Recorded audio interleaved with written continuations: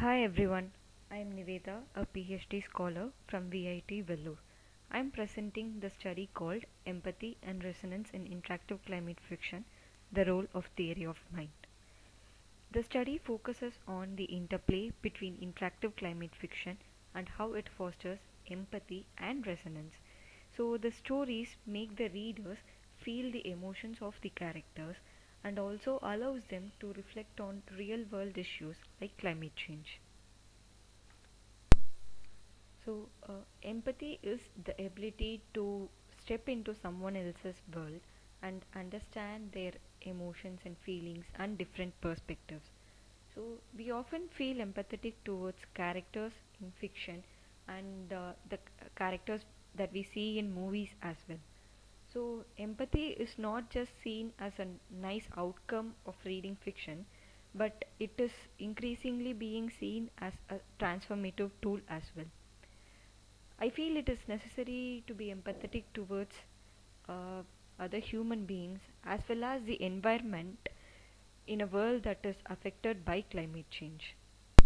So, apart from empathy, another crucial concept is resonance. It is what 𝗔𝗯𝘀𝘁𝗁 calls as the emotional and intellectual echo that is left after reading a story. So even after completing a story, we reflect on the emotional and impactful moments in the story. And this is particularly important in climate fiction because it creates a lingering emotional impression about real world climate issues and make us think about the environment. So, resonance is a complex process that includes empathy and other elements like narrative immersion and emotional transportation.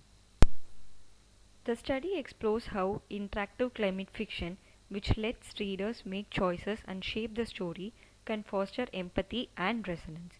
It also focuses on how theory of mind, or our ability to attribute thoughts and feelings to others, plays a role when we engage with fiction. So, the interactive fiction selected for this study is called The Bitter Sea from the Climate Under Pressure series, and it is set in the Tuvalu Island. And the story features a protagonist named Pai. She is a 16-year-old student who contemplates on prevailing climate related issues in her island, which includes rising sea levels and plastic pollution and overfishing. The objectives of the study is to check if interactive climate fiction increases empathy levels and to explore how theory of mind processes work when people engage with climate fiction. So, in other words, it answers questions like, do readers get emotionally involved while reading the interactive fiction, and do they mentally track the characters' thoughts and feelings while interacting with the story? So, the theoretical framework of the study includes the theory of narrative empathy by 𝗔𝗯𝘀𝘁𝗁.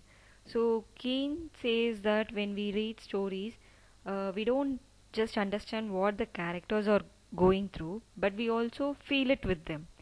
And she says that it is of two types, that is, empathy is of two types. One is cognitive empathy, the other one is affective empathy. So affective empathy is when we literally feel the same emotions as to what the characters are feeling, and cognitive empathy is when we grasp their thoughts, intentions, and state of mind, even if we don't share those feelings. And this is not just some abstract idea, but there are like neuroscience studies that shows that the parts of our brain that is linked to mirroring others emotions will light up when we are actually reading immersive stories. And then comes the theory of mind, or it is also called as mind reading. So Lisa Sunshine says that when we read, we are constantly inferring what the characters are thinking, feeling, or intending based on their actions and dialogue. So it is basically like we are doing a mental detective work when we are reading, and she says that it is something that we have naturally as readers, and this theory of mind is important in real life interactions as well.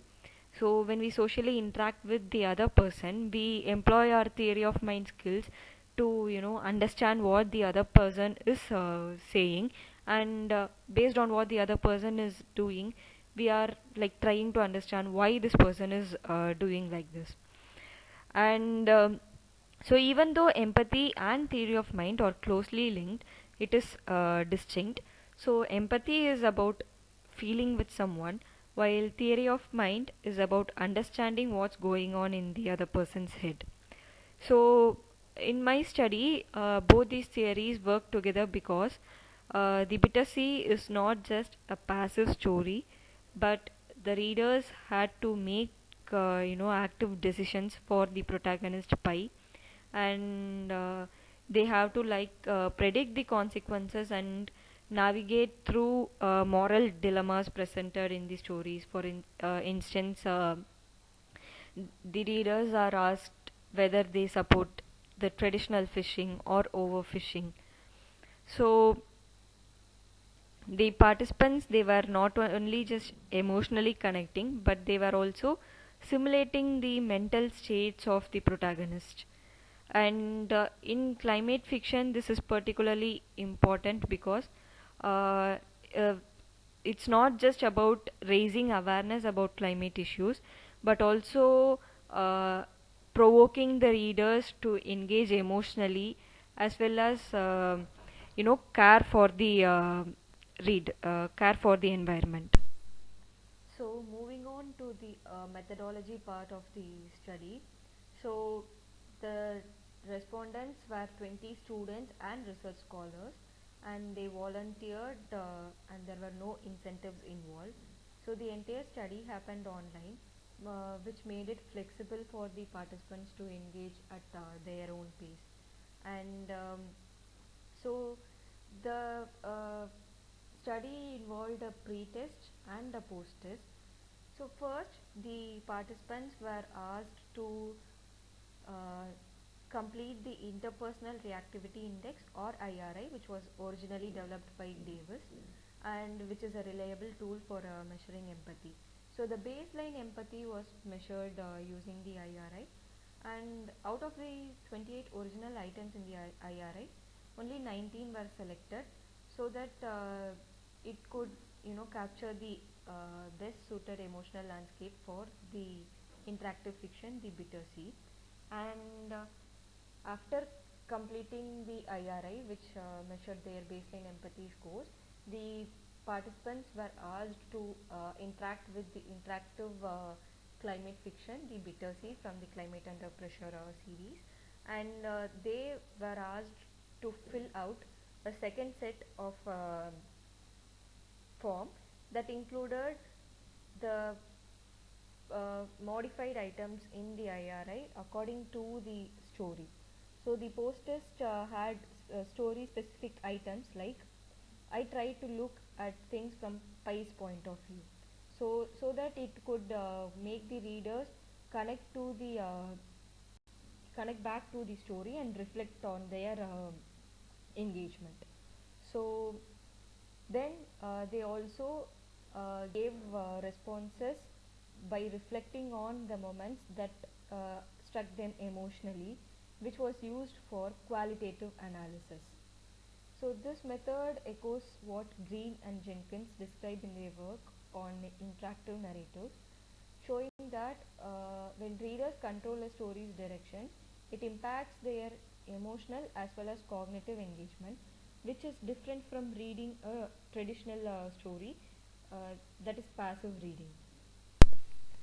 The analysis part of the study included both quantitative and qualitative methods. So, for quantitative analysis, a paired t-test was run to compare the empathy scores before and after interacting with the story, and this is perfect for checking changes in the same person's response over time.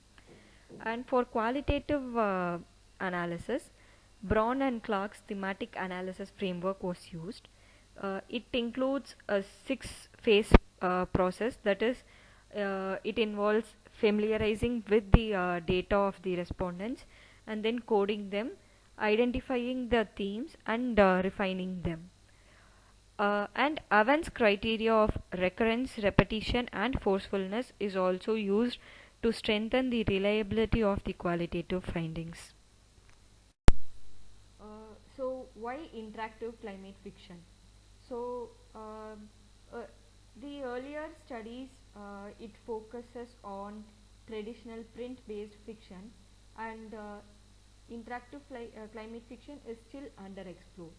So interactive climate fiction, it combines multiple modalities like text, images, and decision points, and this gives the readers a sense of agency. And the interactivity, it does not just make the reading process fun, but it also makes the readers think about critical issues, and it prompts the readers to make ethically and morally right decisions. So, and also in the context of climate narratives, it is even more relevant because, as Minkan Rong notes, that climate fiction, it often evokes emotions in the reader, particularly negative emotions like fear, grief, and anger. So, this emotional states can prompt the readers to care more about environmental issues. So now what happened after they read the interactive fiction, the bitter sea? So the empathy scores went up significantly, as the statistics indicate, and the p-value was 0.0095, which means that there was a strong statistically significant shift in empathy levels. And as Susan Keen explains, this can be linked to emotional transportation. So the immersive nature of interactive fiction means that readers were not just passively reading the story, but they tried to inhabit the mental world of the protagonist. So this also mirrors what Marr and Oatley discovered, that reading emotionally charged fiction, it enhances one's perspective taking, which is a core component of theory of mind. So the qualitative reflections which were collected from the participants using open-ended questions revealed that there were certain moments in these stories that really stood out. That is, when they looked at images like the Dead Sea floor, it made the readers feel sad, and they could feel the loss. So this is a strong example of affective empathy at work. And several readers also pinpointed to this particular decision of Pi, that is, she decides to stay back on the island in spite of it being affected, and she makes the decision to stay in the island and make impactful changes. So the readers have responded to this particular point in the story, saying that it sparked in them admiration and as well as empathy towards the characters. And the participants also feel connected to the issues portrayed in the fiction to their real life issues, like the Chennai's rising sea levels. So bringing fiction into their lived experience. So this validates what Stockwell and Mosner argue. Resonance strengthens when stories align with personal or cultural realities. So also, some participants admitted that they hadn't previously thought much about climate change, but the story made them reflect on their own environmental habits and how they should, be more responsible towards the environment. So, what's equally interesting is how the role of theory of mind played out. So the participants mentally simulated the emotional states of the protagonist Pi. That is her hope, fear, anxiety, and responsibility. And they try to imagine how they would feel in her position. And since the Bitter Sea is an interactive climate fiction, the readers had to anticipate how their choices might affect her and others. So, Chu and Mitchell suggest that when stories offer conflicting consequences, readers naturally engage in deeper perspective taking. So, for example, uh, this is a critical decision making point in the story, and here the participants are prompted to make a decision for the protagonist Pi. So the protagonist Pi and her friend are discussing about the current state of the island, how it is, you know, how the island is under a critical threat. So, when readers become active participants here, they make choices and they shape the narrative. In conclusion, this study shows that interactive climate fiction like The Bitter Sea can meaningfully engage the participants and enhance their empathy and theory of mind. So the participants, they did not just sympathize with the protagonist Pi, but they mentally simulated her feelings and decisions, and they also engaged on environmental themes, and they could personally relate those themes with their lived experiences. And so, as digital storytelling keeps evolving, this kind of research will help us understand how stories can do more than entertain. They can change the perspectives of the readers and change their behaviors towards the environment. And